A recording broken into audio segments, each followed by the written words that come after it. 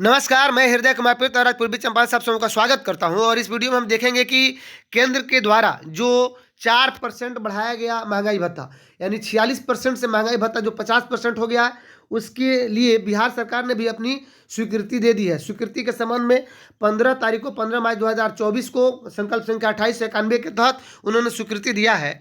और जो अनुमान हम लोग लगा रहे थे कि जैसे ही 50% महंगाई भत्ता होगा तो ये मूल वेतन में कन्वर्ट हो जाएगा, बदल जाएगा, जुड़ जाएगा। लेकिन केंद्र सरकार ने स्पष्ट कर दिया है कि जो मूल वेतन में 50% महंगाई भत्ता होने के बाद भी नहीं उसमें जुड़ेगा, जो सरकारी कर्मियों के लिए घाटे की बात है। कहने का मतलब है कि अगर 50% जुड़ जाता तो इसके बाद जो भी डीए होता, इससे 50% पर भी हमारा डीए मिलता तो हमारे सरकारी कर्मचारी फायदे में रहते। तो इनका जो बढ़ा हुआ है 4% डीए, जो 46% से 4% बढ़ करके यानी 50% हो गया, तो क्या मुनाफा होगा इस वीडियो में हम देखेंगे। तो अगर आप मेरे चैनल पे नए हैं तो प्लीज़ मेरे चैनल को सब्सक्राइब कीजिए, लाइक कीजिए, शेयर कीजिए, कमेंट कीजिए। फेसबुक पर देख रहे हैं वहाँ भी मुझे फॉलो कीजिए। चलिए अब देखेंगे हम आगे कि कितना बढ़ेगा, कितने वेतन में इजाफा होगी। तो मूल वेतन पे ही इजाफा होगी और बहुत सारी बातें बताऊंगा कि इनकी गणना कब से होगी। तो 1 जनवरी 2024 के प्रभाव से ये महंगाई भत्ता 46% से 50% की स्वीकृति दिया गया है।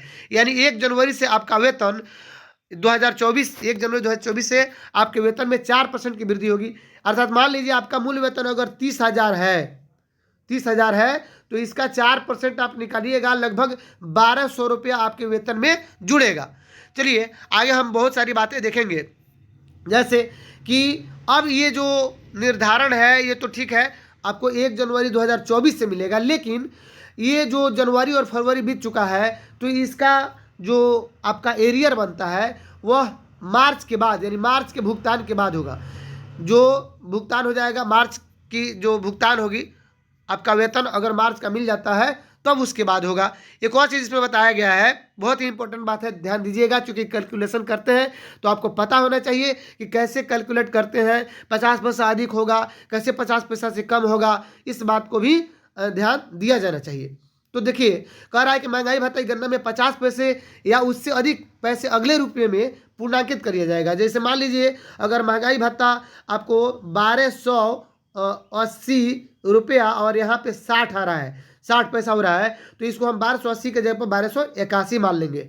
और वहीं अगर 40 पैसा रहता तो 1280 हमारा रहता, तब उसमें कुछ नहीं जुड़ता। यानी 50 पैसा से जो कम होगा तो वो 50 पैसा नहीं जुड़ता है, जबकि 50 पैसा से अगर अधिक होता है तो 1 रुपया उसमें जुड़ जाता है। एक चीज़ और बताया गया है कि उपयुक्त महंगाई भत्ता की राशि का नकद भुगतान किया जाएगा। देखिए, कोषागार पदाधिकारी द्वारा ये अलग बात है। ये नगद भुगतान वाली बात जो है, इसको बात को हम लोग दरकिनार करें, हमारे वेतन से ही मिलेगा, डायरेक्ट खाता में आएगा। वर्धित महंगाई भत्ता के बकाया राशि का भुगतान मार्च माह के वेतन संवितरण से के पश्चात किया जाएगा। यानी मार्च माह का जब वेतन मिल जाएगा उसके बाद आपका जो वर्धित महंगाई भत्ता है वो डीए के रूप में आपको दिया जाएगा। एक बात और है कि यहाँ पे जो उपयुक्त महंगाई भत्ता की राशि का नगद भुगतान किया जाएगा, कोषागार पदाधिकारी द्वारा महालेखाकार वित्त वैयक्तिक दावा निर्धारण कोषांग के प्राधिकार पत्र की प्रतीक्षा किए बिना दिए भुगतान तत्काल औपबंधिक रूप से कर दिया जाएगा।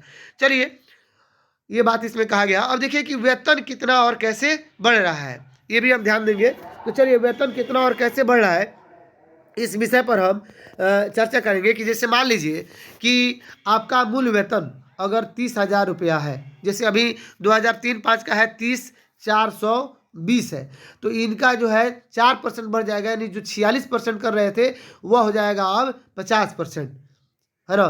तो 50% हो जाएगा, 50% यहाँ पे निकालेंगे तो 30,420 का 50% हम निकालेंगे, ठीक है, मल्टीपल 50%, यानी ये 15,210 रुपये सीधा हिसाब है, ये हो जाएगा। लेकिन जो हमारे बीपीएससी वाले जो कैंडिडेट हैं जिनका अभी 25,000 मूल वेतन है तो उसका 50% निकालेंगे तो 12,500 12,500 होगा। जिनका 32,000 है उनका 16,000 हो जाएगा। जिनका 31,000 है उनका हो जाएगा आपको 15,500 रुपया हो जाएगा।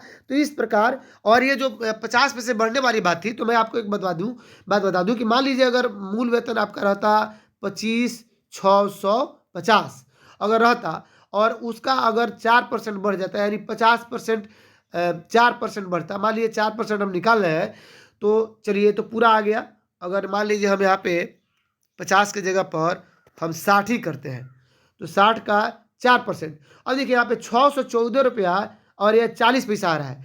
तो 614 रुपया जो 40 पैसा आ रहा है यही, तो इसमें हम 614 रुपया ही मानते, लेकिन चूंकि 40 रुपया छोड़ देते। लेकिन अगर वही चीज़ अगर यहाँ पे मैं आपको बता दूं कि 25,690 का आपको निकाल दे रहे हैं 4%। यहाँ पे देखिए अब 1,027 रुपया 60 पैसा आ गया। तो ये जो 60 पैसा है 1,027 रुपया 60 पैसा, तो 60 पैसा न मान करके हमको इसको 1,028 रुपया मानते हैं। यही 50 पैसे का बात इसमें की गई है। तो अगर आप मेरे चैनल पर नए हैं तो प्लीज़ मेरे चैनल को सब्सक्राइब जरूर कीजिए, लाइक कीजिए, शेयर कीजिए, कमेंट कीजिए। मिलते हैं नेक्स्ट वीडियो में, तब तक के लिए थैंक यू।